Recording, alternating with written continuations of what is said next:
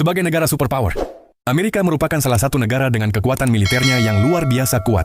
Negara yang berjuluk Paman Sam ini sering mengirimkan utusan mereka untuk membantu negara yang katanya sedang dilanda sebuah perang. Peran Amerika dalam dunia militer khususnya perang memang tidak bisa dia anggap remeh. Bahkan dari sekian banyaknya konflik di sebuah negara, Amerika selalu ikut campur dalam urusan konflik itu. Baik itu diminta ataupun hanya inisiatif dari Amerika itu sendiri. Tonight, the Pentagon is calling the latest escalation a dangerous situation. Additional soldiers to support ongoing combat operations. Berbanding terbalik dengan narasi itu. Faktanya Amerika merupakan negara yang tidak aman untuk kaum wanita. Hampir tiap tahun wanita di negara itu selalu menjadi korban kejahatan, entah itu penculikan, prostitusi, ataupun yang lebih parah lagi, yaitu human trafficking. Human trafficking is a problem on a global scale, but it also...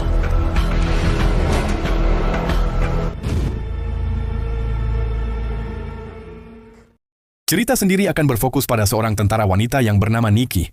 Reputasi Nikki di dunia militer sudah tidak perlu diragukan lagi. Dia adalah seorang anggota Special Forces, yaitu sebuah divisi yang melatih anggotanya menjadi sebuah mesin pembunuh yang efektif.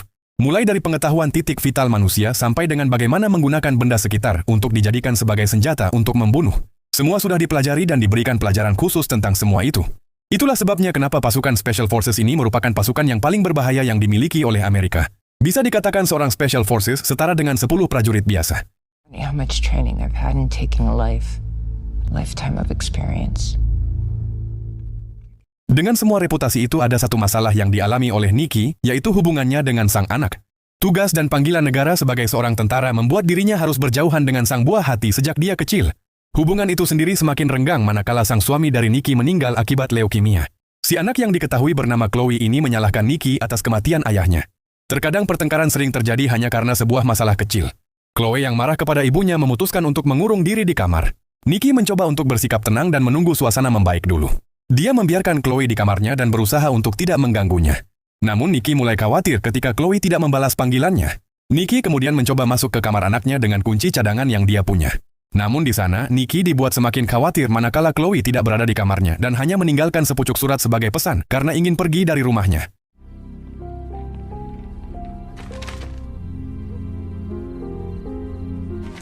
Damn it, Chloe. Dengan sebuah GPS tracker, Nikki mencoba untuk mencari lokasi Chloe. Sementara itu, Chloe sendiri sedang berpesta bersama teman-temannya di sebuah klub malam. Dan saat itu, teman-teman Chloe menyarankan agar dia menemui seorang pria yang sedari tadi terus memperhatikannya. Jika dilihat sepintas tidak ada yang aneh dengan pria itu. Akan tetapi, Chloe tidak menyadari bahwa bahaya besar sedang mengintainya. Ketika sedang berbincang, pria itu menaruh sesuatu ke minuman Chloe, sehingga membuat gadis itu pingsan seketika. Nikki yang melihat anaknya sedang dibawa pria asing segera mengejar mereka untuk membebaskan Chloe. Dia terlibat pertarungan dengan salah seorang penculik Chloe. Dan hal itu bukan masalah besar bagi Nikki. Dia mampu dengan mudah melumpuhkan orang itu.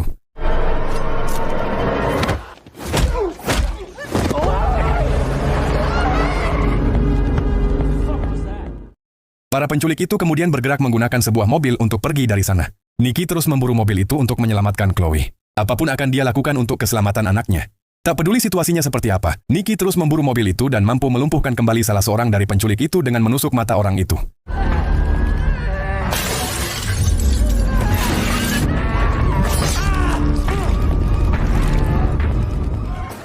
Namun demikian, perburuan itu harus terhenti akibat Nikki yang terjatuh dari mobil itu. Hantaman keras yang Nikki terima membuat wanita itu kehilangan jejak para penculik Chloe. Setelah kehilangan jejak penculik itu, Nikki tahu bahwa dia hanya mempunyai waktu sekitar 72 jam untuk mencari keberadaan anaknya.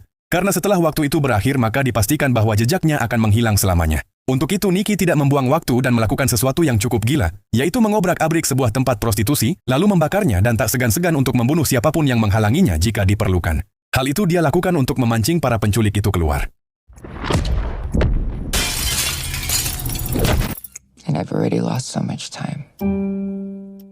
Entah apa yang telah terjadi, tiba-tiba Nikki sedang berada di sebuah tempat jagal dengan posisi tubuh yang tergantung dengan bagian kaki di atas.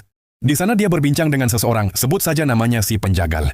Orang itu kagum dengan aksi Nikki yang telah meratakan sebuah tempat prostitusi seorang diri. Selain butuh nyali, hal itu juga butuh keberanian dan kemampuan yang besar, karena bisa saja Nikki diburu oleh mafia pemilik tempat tersebut. Mendengar hal itu, Nikki hanya menjawab dengan santai bahwa memang itulah tujuannya. Where is she? You let all the livestock go. Who's Sullivan? Is he in the syndicate? Nikki lantas meminta kepada orang itu untuk mengatakan siapa dalang di balik semua ini. Maka Nikki akan menganggap bahwa masalah ini akan selesai sampai di sini. Tidak perlu ada kekerasan lagi. Mendengar hal tersebut, si penjagal justru malah tertawa dan menganggap bahwa Nikki sedang bermimpi. Karena bagaimana mungkin dia bisa melakukan hal itu dalam kondisi seperti ini. Dan ketika penjagal itu sedang lengah, Nikki mampu melepaskan dirinya dan langsung melakukan duel 1 lawan 1 dengan pria itu hingga membuatnya mati di tempat.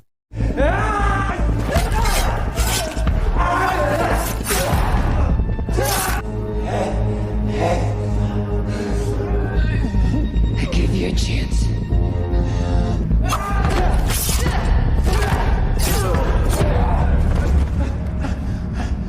Setelah membunuh si penjagal itu, Nikki mengirimkan sebuah pesan untuk orang yang bernama Sullivan. Dia adalah orang yang menyewa si penjagal untuk membunuh Nikki. Saat itu Sullivan sempat dibuat tak percaya dengan apa yang sudah dilakukan oleh Nikki. Namun demikian, dia masih menganggap remeh Nikki dan beranggapan bahwa Nikki bukan masalah besar, jadi tidak perlu memberitahu bos mereka yang bernama The Chairman. Jesus Christ. She's crazy.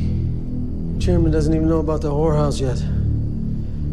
He's a man that doesn't appreciate. Sullivan saat itu masih yakin bahwa Nikki ini tidak lebih hanya seorang ibu yang sedang marah.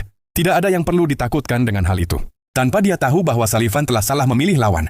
Karena di kejadian selanjutnya kita akan melihat betapa berbahayanya Nikki meskipun dia bukan seorang anggota militer lagi.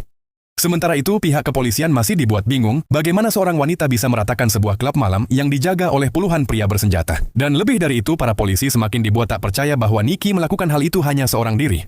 This footage just came in. Take a look at this. This is from the bank across the street. And this is from the building next door. Who the fuck is this guy? He never lets us see his face. It's like he knows we're watching. Bertempat di sebuah jalan, Nikki merencanakan sesuatu yang cukup gila, yaitu akan membuat perhitungan dengan Sullivan. Kegilaan yang Nikki lakukan bukan tanpa sebab.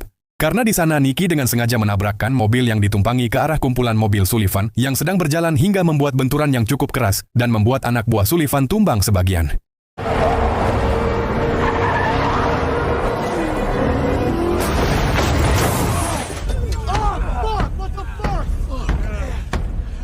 Di tengah kekacauan itu, Nikki bergerak sendiri, menyerang sendiri dan membunuh semua anak buah Sullivan sendirian. Setelah itu, Nikki bertanya di mana anaknya berada. Nikki harus melepaskan beberapa tembakan karena Sullivan dinilai bertele-tele dalam menjawab. Meskipun dia tahu bahwa saat itu peluang untuk kabur 0%. Tapi tetap saja orang itu terus berkata bahwa dia tidak tahu apa-apa. Sebelum akhirnya dia mengatakan tentang keberadaan Chloe, dan saat itu Nikki tanpa ragu menembak pria yang telah menculik anaknya tersebut. Where's my daughter? I don't know what you're talking about. The chairman! I don't need your help. No. Tanpa menunggu lagi, Nikki langsung bergegas ke tempat yang dimaksud. Setelah bertemu anaknya, dia kemudian membawa Chloe menuju tempat yang aman. Masalah lain muncul ketika sekelompok tim SWAT mencoba untuk menangkap Nikki. Di bawah komando sang kapten tim itu bergerak mendekat ke arah rumah Nikki. Yang menariknya, tim tersebut dilengkapi senjata yang setara untuk meringkus kelompok geng. Bahkan jika diperlukan mereka diizinkan untuk menggunakan serangan mematikan. Kapten mereka menganggap bahwa Nikki ini adalah orang berbahaya. Dia telah membunuh 5 orang di bar, dan 8 orang tadi pagi. Hal itu sudah cukup untuk menjadikan Nikki sebagai sasaran. Meskipun mereka tahu bahwa orang-orang itu adalah anggota dari organisasi kriminal, entah kapten itu bagian dari mereka atau bukan. Namun yang pasti saat itu dia sangat berambisi untuk membunuh Nikki.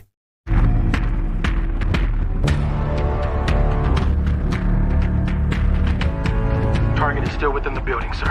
What is your status? Ketika operasi itu akan dilakukan, tiba-tiba seorang marinir berpakaian lengkap datang untuk mencegah aksi itu. Dia membawa sebuah surat perintah dari Pentagon untuk menghentikan aksi ini. Menariknya, marinir itu mengatakan bahwa selain surat itu untuk menghentikan aksi tersebut, surat itu juga sebagai tanda bahwa dia sedang menyelamatkan anggota SWAT tersebut. Karena jika aksi itu tetap dilanjutkan, maka semua pasukan tersebut akan pulang hanya dengan membawa nama. Pull them back. On whose authority? On the authority of pull your men back. Or order 6 body bags. Pete, stand down. Do not engage the... Kapten itu mau tidak mau harus memerintahkan pasukannya untuk mundur. Namun setelah marinir itu pergi, kapten itu justru masih penasaran dengan sosok Nikki tersebut. Dia nekat memerintahkan anggotanya untuk kembali memburu Nikki. Dan bisa dilihat apa yang akan terjadi pada seluruh pasukan itu.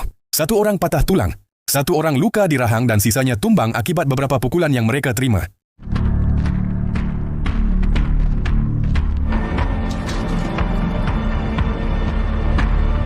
We need immediate medical assistance at the alley between Spring and Lakeshore. What the fuck have you done? Ketika kembali ke rumahnya, Nikki semakin dibuat emosi ketika melihat bahwa sang anak telah menghilang. Pertarungan yang dilakukan sebelumnya telah membuka celah bagi para penculik untuk kembali menculik Chloe. Adrenalin memuncak, amarah semakin tak terbendung. Nikki yang sudah menganggap masalah ini sudah beres harus beraksi. Tanpa membuang waktu lagi, Nikki mendatangi markas mafia itu untuk mencari keberadaan seseorang yang bernama The Chairman. Aksi pertama yang Nikki lakukan adalah meledakkan sebuah mobil untuk mengalihkan perhatian.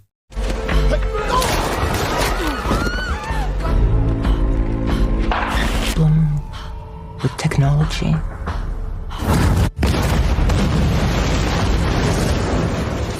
Selanjutnya, dia memutuskan aliran listrik agar keberadaannya tidak diketahui, dan setelah itu dia langsung membantai satu persatu orang-orang yang ada di tempat itu.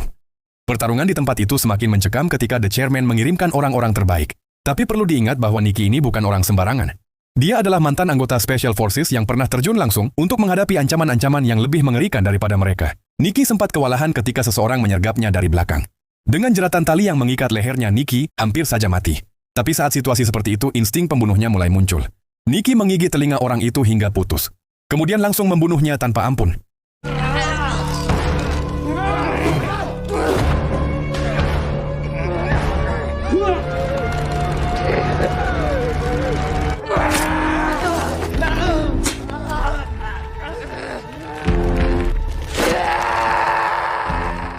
Di hadapan Nikki saat ini berdiri orang yang dia cari sedang menodongkan pistolnya ke kepala Chloe. Nikki harus berhati-hati dan harus memikirkan cara bagaimana menyelamatkan anaknya yang sedang disandra. Nikki meminta penjahat itu untuk melepaskan Chloe dan menawarkan dirinya untuk dijadikan sandra. Tapi orang itu tidak mau dan justru akan menembak Chloe. Namun setelah itu, dengan refleks yang luar biasa, Nikki melepaskan tembakan yang langsung menghujam kepala orang itu. This? She's my daughter. This? Want this? Yes. That's what you want after all this? Guess what, bitch? You better get on your... Dari seluruh kejadian yang sudah dialami oleh Nikki, ada sebuah pertanyaan besar, yaitu kenapa para penjahat itu tidak membebaskan Chloe dari awal. Mungkin masalah yang ditimbulkan tidak akan begitu besar jika dari awal apa yang diminta oleh Nikki diberikan. Dan kita mungkin akan berpikir bahwa The Chairman tidak ingin melakukan itu, karena menganggap bahwa Nikki bisa dihadapi. Faktanya tidak sesederhana itu. Pada momen ini, film menghadirkan sebuah plot twist yang tidak terduga. Karena kenyataannya sejak awal Chloe telah meninggal di tangan para penjahat itu. Saat itu mental Nikki tidak bisa menerima kejadian itu. He Halstead already found her daughter.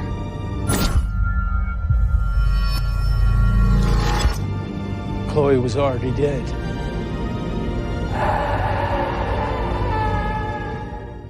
Hingga dia harus dibawa ke rumah sakit guna memulihkan fisik dan mentalnya. Dan sayangnya, secara fisik Nikki tidak ada masalah. Tapi secara mental dia begitu terpukul hingga mengalami sebuah penyakit yang disebut amnesia retrograde. Pikirannya mereset sendiri memori ketika peristiwa penculikan Chloe. Dan saat itu Nikki selalu menganggap setiap anak gadis yang seusia anaknya. Pikirannya selalu memvisualisasikan bahwa orang itu adalah Chloe. Dengan semua fakta itu bisa dipastikan bahwa musuh sebenarnya Nikki bukan para mafia itu, melainkan pikirannya sendiri yang selalu terjebak dengan masa lalu. I found you. To do it, she's going to Say get... that in any disappearance, especially that of a child. Don't worry, Chloe.